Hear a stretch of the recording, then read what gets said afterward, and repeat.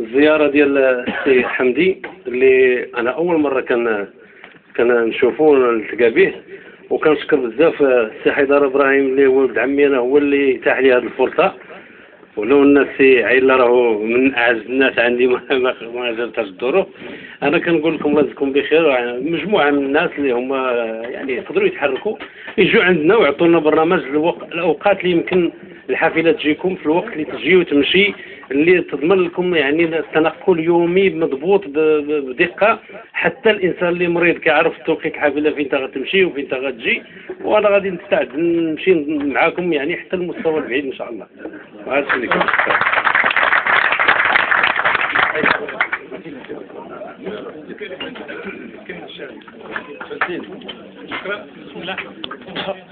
قولوا لك من رايك بغينا خط ديال الحافله. انا نقولها لك خاصو يعود موجود اقرب وقت. مستعجل جدا، هذا من الحالات اللي هي مستعجله. من غدا ان شاء الله الطبيب يعود يجيكم هون ويمشي للبشره، لان ما يمكنش يمشي لجميع المباشر، يمشي لا إفران ويمشي لا أداء، يمشي لك النواحي كاملين وما يجي للبصرة ديال البيار. معقولة واحد ماشي واحد جاي، غادي على الأقل غادي يكون واحد وسيلة ديال التنقل اللي تضمن لكم انتم على الاقل تنقل البشره ديال القليميم. اللي بغى يمشي يتبضع ولا يشري ولا يشوف ولا يقيس طب ولا يقيس كذا. اذا هذه واحد الوسيله اللي هي تحققت الحمد لله. الان سعيد ولدي الدول سامك راه يقول لكم على انها موجوده من غدا ان شاء الله الرحمن الرحيم. احنا غادي نتصلوا به، يمكن صالح يتصل به ونجوا معاه نشوفوا المسائل اللي هي ونديروا الترتيبات الاوليه لهذا اللقاء ان شاء الله، هذا الانطلاقه ان شاء الله. اذا هذا مكسب حققناه بوجود الاخ سعيد ولدي الدول سامك. شكرا الاخ سعيد، شكرا. نعطوا كلمة أخيرة للشباب. بارك بسم الله. رحيم، في البداية نبغي نشكركم على هذا الاستقبال الحافل.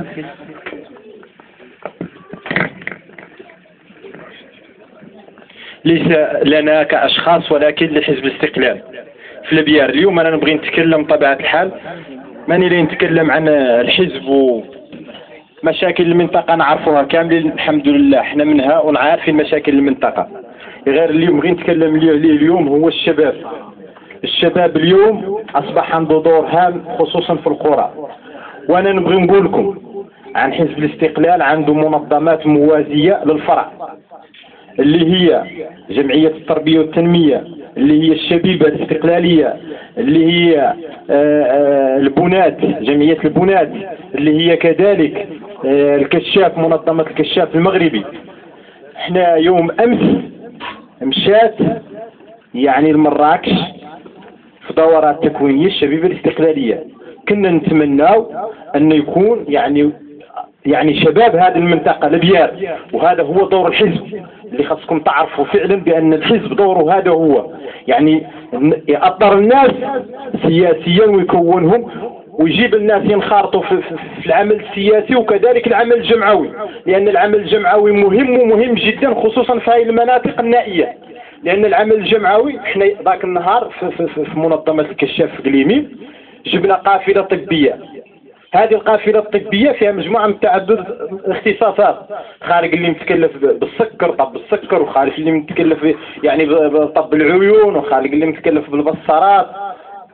ونبغوا كذلك يعني إذا جات هذه الحملة لا هذه النوبة أنا نأكد لك إن شاء الله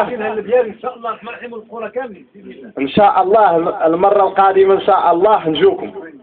مشات النوبة الفايتة راسهم لي، ونأكد لك إن شاء الله أن هذه النوبة، وهذا هو دور الحزب.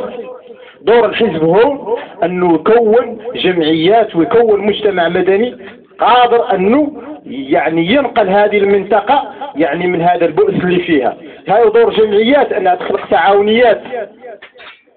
تعاونيات هون تكون مدرة للدخل لأهل المنطقة، سواء كانت فلاحية ولا لأهل الكسب ولا لغيرهم، ولا لأهل الخياطة العيالات، ولا يقروا ولا يعني يعلموا الأطفال محو الأمية ولا غير ذلك.